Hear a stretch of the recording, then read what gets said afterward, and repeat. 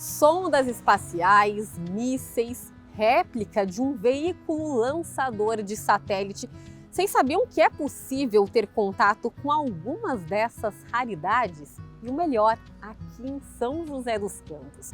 O Por Todos os Cantos desembarcou aqui, olha só, no Museu Aeroespacial Brasileiro, mais conhecido como MAB.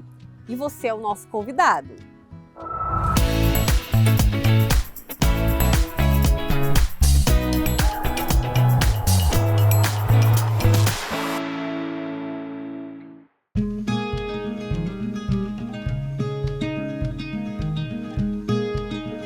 O MAB fica em frente ao aeroporto de São José e da principal unidade da Embraer e está localizado dentro de uma área de 75 mil metros quadrados. É grande. E no espaço tem um estacionamento que é descoberto e ali já dá para iniciar a observação do acervo. Aqui ao redor do estacionamento, que é onde eu estou, há vários aviões e aí também tem ali uma réplica em tamanho real do veículo lançador de satélites. E as visitas aqui no MAB, elas não são monitoradas, mas sempre tem alguém aqui para tirar dúvidas de quem está visitando. Mas hoje a gente vai fazer essa visita guiada com o Sargento Romeiro. Tudo bem? Explica aqui para a gente está num pátio de exposições, né? Qual que é a particularidade de cada avião que tem aqui? Eu tenho aqui exemplificado o avião Bandeirante, foi um sucesso da Embraer. Aqui a curiosidade dessa aeronave é a primeiro de linha de produção. Essa aeronave está exposta aqui no nosso pátio. A seguir nós temos o avião AMX, um projeto ítalo-brasileiro. Essa aeronave é o primeiro protótipo montado aqui na Embraer, que fica bem ao lado aqui do MAB.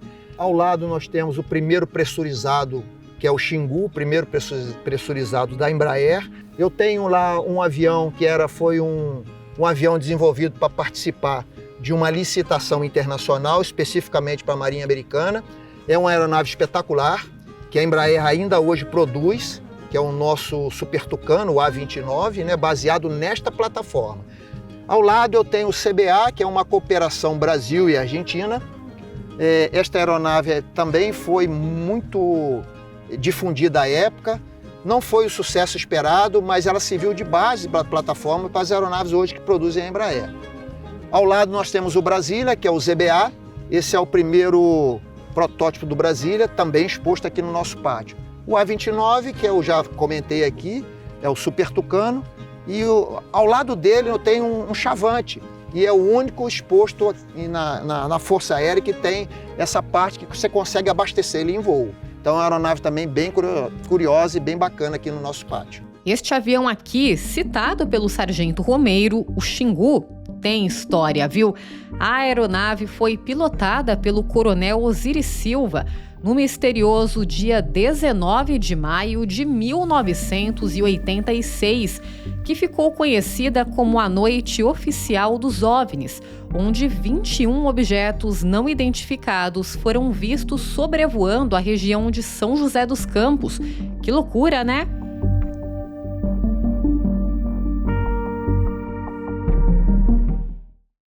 E trata-se também do primeiro pressurizado da Embraer.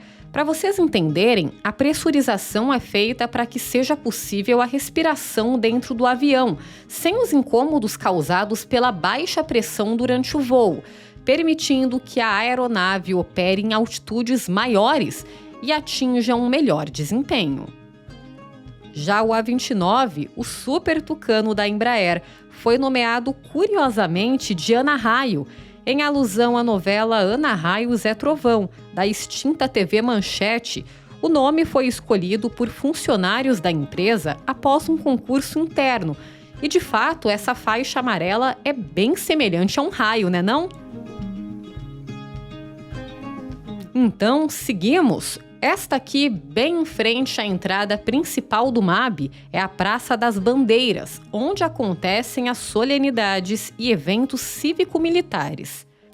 O acervo do memorial é dividido em 5 partes: defesa, espacial, aeronáutica, ensino e pesquisas associadas.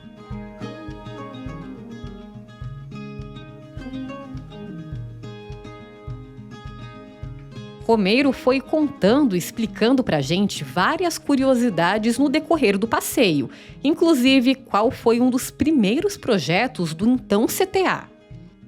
Um dos primeiros projetos do CTA foi esse convertiplano, Eilei Conner. Era uma aeronave que foi desenvolvida aqui.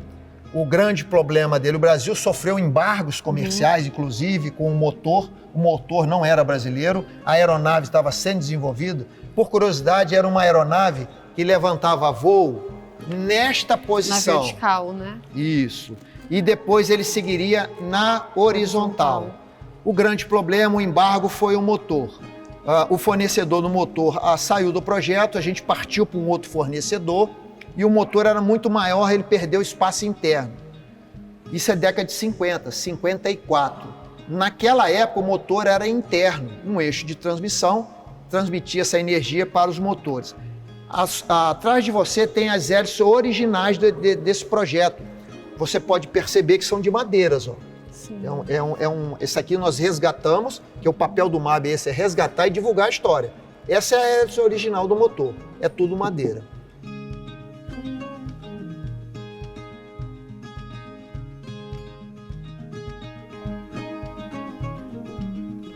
Bom, a gente tem a área de defesa aqui, são bombas de baixo arrasto aerodinâmico. Especificamente essa bomba aqui está à sua esquerda. É uma bomba antipista. Ela tem um paraquedas, isso precisa de um ângulo de 90 graus, 45 graus também é possível. Depois que ela identificou isso, ela elimina esse artefato e acende um motor foguete. E ela acelera e penetra no subsolo. Ela explode abaixo do solo.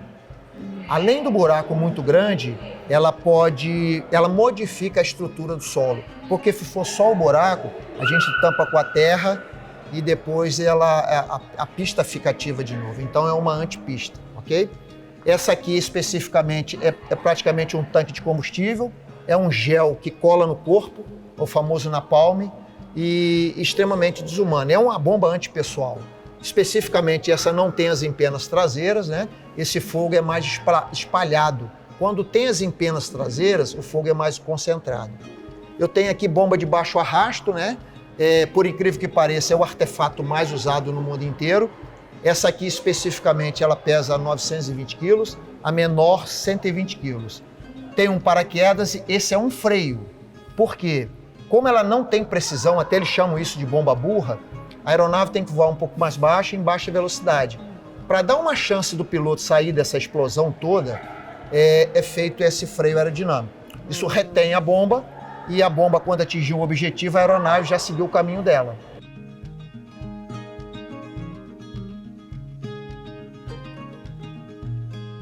Nós temos aqui exemplificado artístico, tá? Isso aqui é ensaio de engenharia. Esse aqui está representando um satélite que está há mais de 30 anos no espaço, o nosso SCD-1. Há 30 anos, eu nem lembro a tecnologia de 30 anos atrás. Hoje, um satélite, primeiro que você segura ele na palma da mão. Cada propulsor lança mais de 100 satélites. E esse satélite é feito para durar por 5 anos, porque a tecnologia evolui. Esse aqui é um ensaio de engenharia representando o SCD-1 que está há 30 anos no espaço. Ele está desacelerando, ele vai entrar na atmosfera, a atmosfera vai derreter ele, ele vai literalmente desaparecer.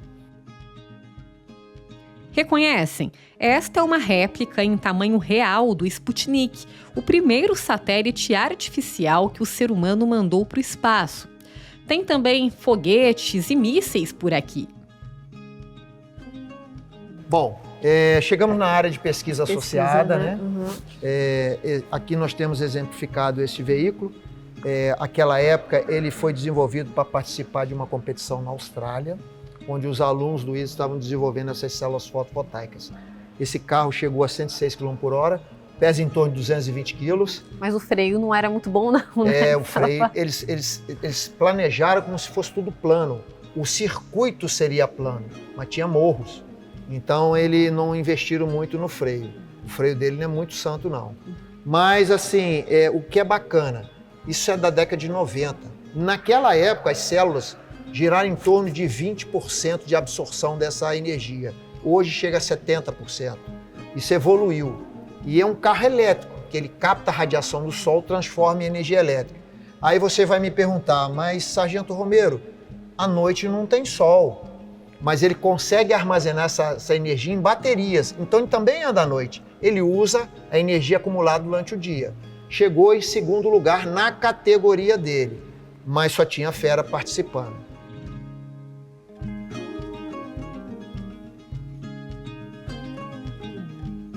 Essa aqui vocês conhecem, né? É uma versão bem antiga da nossa urna eletrônica brasileira e muitos estudiosos participaram de todo o processo de pesquisa até chegar à urna que a gente tem hoje. Dentre eles, 4 estudiosos e pesquisadores aqui de São José dos Campos, mais precisamente do ITA e do INPE.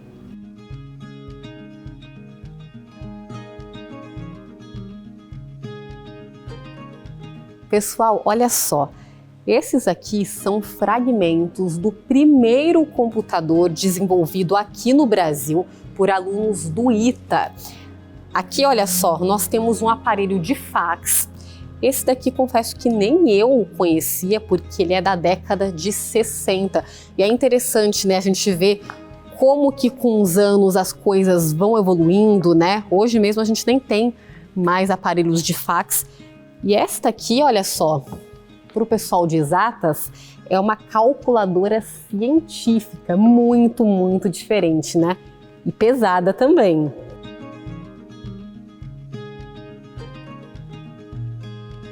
Esse carro aqui, gente, foi o primeiro movido a álcool do mundo. E aí, o álcool foi hidratado, foi modificado para que ele fosse mais eficiente. E aí esse carro aqui também, ele fez uma viagem de mais de 8.000 quilômetros e passando por 9 estados diferentes num período de 23 dias.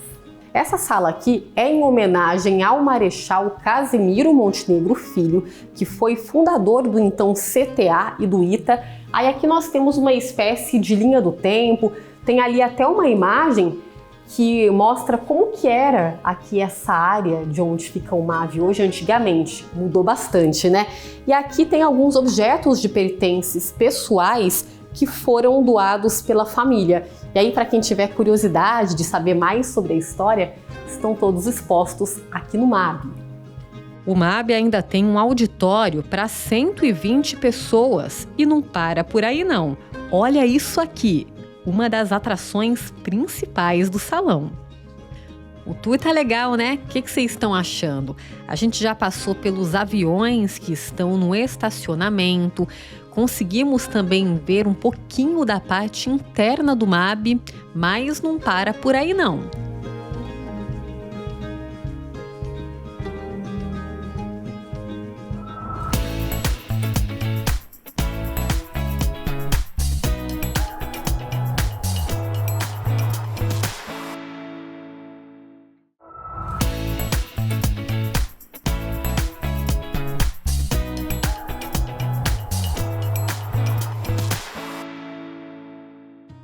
No bloco anterior, a gente conheceu algumas curiosidades e como é dividido o acervo do MAB. Agora a gente vai conhecer um pouquinho do avião Bandeirante e entender como esse setor aeroespacial foi importantíssimo no nosso processo de industrialização. Eu estou aqui no avião Bandeirante. Esse aqui que fica no MAB é o protótipo número 2 de 3 protótipos. O número 3 está lá no Parque Santos Dumont e ele é um divisor de águas, gente, no mundo da aviação, porque foi ele que deu origem à criação da Embraer, que é uma das principais empresas do mundo e tem como principal unidade aqui na nossa São José dos Campos. E por falar da Embraer, empresa fundamental para o crescimento da nossa economia, o historiador Luiz Lima explica essa relação com o processo de industrialização e urbanização do país. Agora, São José dos Campos entra nesse processo quando o governo Vargas, lá nos anos de 1940, decide que o Brasil precisa se industrializar, se tornar um país, deixar de ser um país agrário para se tornar um país industrializado. E é o momento também da Segunda Guerra Mundial. Esse contexto geopolítico permitiu então que Vargas, aliado do presidente dos Estados Unidos, Franklin Roosevelt, constituir-se então as bases para esse salto que vai resultar em São José dos Campos moderna, que é hoje. Então, está ali na Segunda Guerra Mundial e na aliança que o Brasil faz com Estados Unidos para combater a Alemanha nazista, né, naquele momento histórico. Foi quando foi criado então um grupo de trabalho que vai resultar na criação do DCTA e do ITA, que era a síntese do projeto do Vargas, que era fazer com que o Brasil pudesse tornar um país industrializado, urbano e que pudesse desenvolver tecnologia. E a indústria aeroespacial ela tem uma peculiaridade de que ela demanda muito de outras indústrias, de outras tecnologias. Então, para você produzir um avião, você precisa de muitas outras tecnologias que demanda pesquisa, demanda desenvolvimento, investimento e disposição de políticas públicas para isso. O último exemplo do Brasil, que são a renovação dos caças estratégicos do país, que é o Gripen.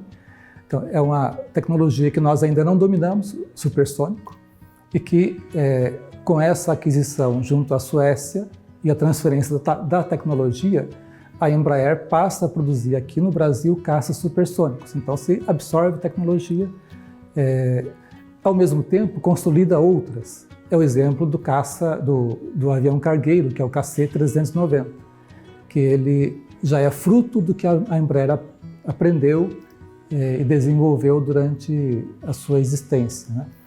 E que a Embraer é o principal filhote do DCTA e do ITA, porque é a formação de profissionais, né, de técnicos, e aí isso vai qualificar o crescimento de São José dos Campos quando o Brasil se torna um país urbano. Então, São José consegue escapar daquela sina das cidades que crescem sem planejamentos, sem condição de absorver a população que chega. Preservar este setor é resgatar o trabalho de muita gente. A importância de preservar a memória aeroespacial, na realidade, é você resgatar o que o seu povo tem de melhor. Hoje, quando alguém fala de Brasil, uma das coisas que mais dá orgulho é a nossa indústria aeroespacial. Qualquer lugar que você anda, que você chega, sério, dos países que eu já andei, nos 5 continentes, você chega e tem um avião brasileiro no aeroporto, então isso te enche de orgulho, né? Então, eu acho que preservar a cultura espacial é preservar o que grandes brasileiros fizeram para isso. Isso, a partir do século XVIII, nós tivemos o Bartolomeu de Gusmão, nós tivemos já o Santos Dumont, em 1906, na Europa, fazendo toda aquela evolução da sua inventividade. E depois nós tivemos Casimiro Montenegro, tivemos Osíris Silva, e com eles uma equipe de homens que construíram tudo que nós estamos vendo aqui, o que é o CTA, o que é o INPE, os institutos do CTA. Então, preservar a cultura aeroespacial é preservar um modo de vida, uma coisa que nos dá um significado muito grande, que é identidade. Isso aqui faz parte da identidade do nosso povo e nós temos que preservar. Cristóvão tem história com esse lugar. Ele é um dos nomes fortes que esteve no processo de criação do MAB. A partir de 1985, a gente começa a perceber, dentro das instituições, dos clubes de serviço, de Rotary, Lions e tal, a perda de grandes cabeças que tinham na cidade de São José dos Campos, grandes companheiros, pesquisadores, cientistas. A partir de 85, com o final da Revolução, começa a ir embora, por não ter condições de sobreviver. Só que essas coisas, elas não param, esse processo ele continua, mesmo que devagar, latentemente até nos dias de hoje. Há um desmantelamento das nossas instituições. Então, quando chega em 2003, certo? Nós tínhamos uma luta muito grande para a questão de inauguração do aeroporto, para poder funcionar. Nós junta todo esse grupo, amigos do brigadeiro Frazão, que foi diretor do CTA, o professor Tchekini do ITA, o Mesquitinha, que era coronel aviador também, e outros amigos, né, do Rotary, vários deles, Walter Mello, Carlos Cirilo, que também era aviador. E aí nós falamos, há uma perda da memória, nós estamos perdendo a memória, nós estamos perdendo conhecimento, entendeu?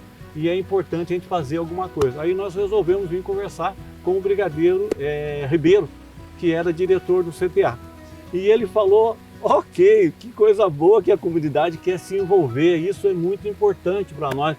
O que vocês querem fazer? Bom, nós queremos fazer um memorial, fazer alguma coisa. Ele falou, ok. Colocou a gente dentro da perua do CTA e nos trouxe até esse galpão, que só tinha capivara, tudo abandonado. E falou, então vamos fazer junto.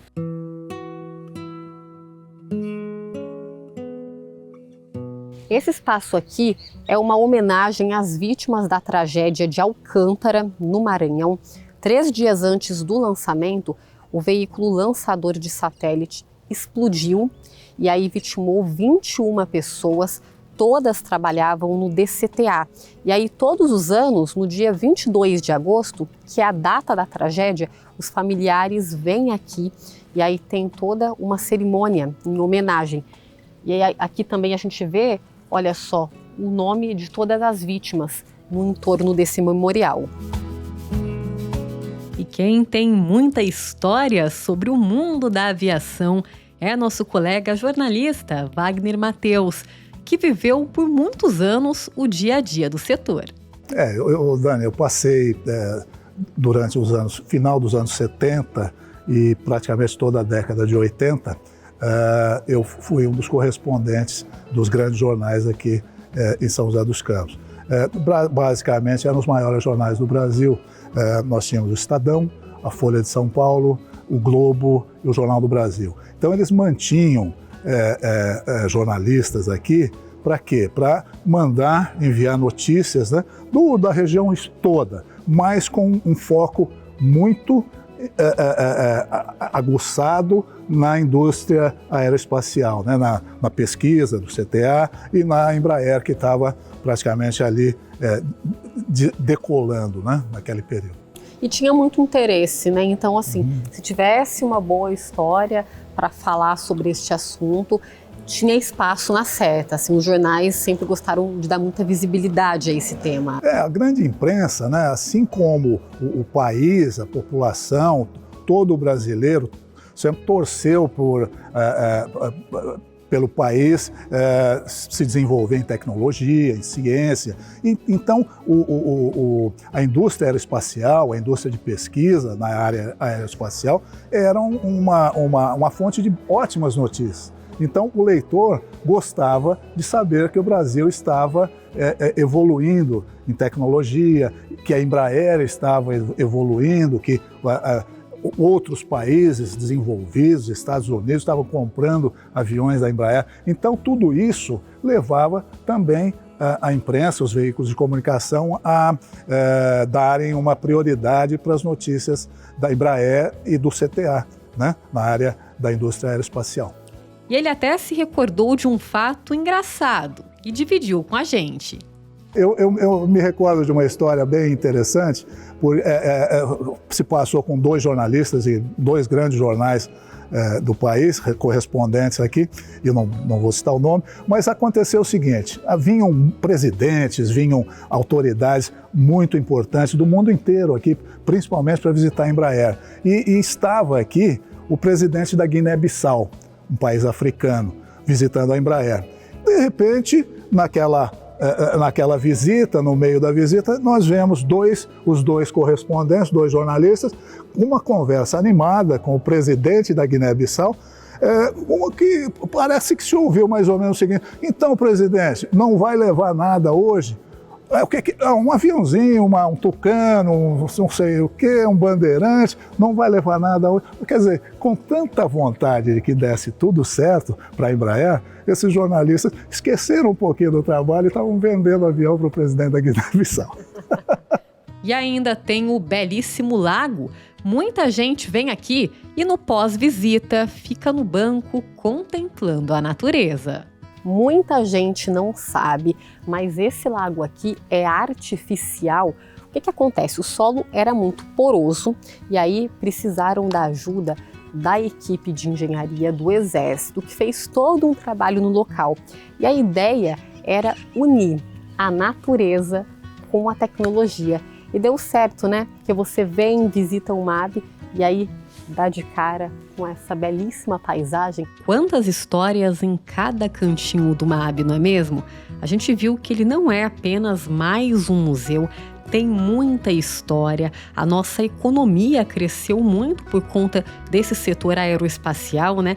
Então é um espaço bastante interessante para a gente entender um pouquinho da nossa história.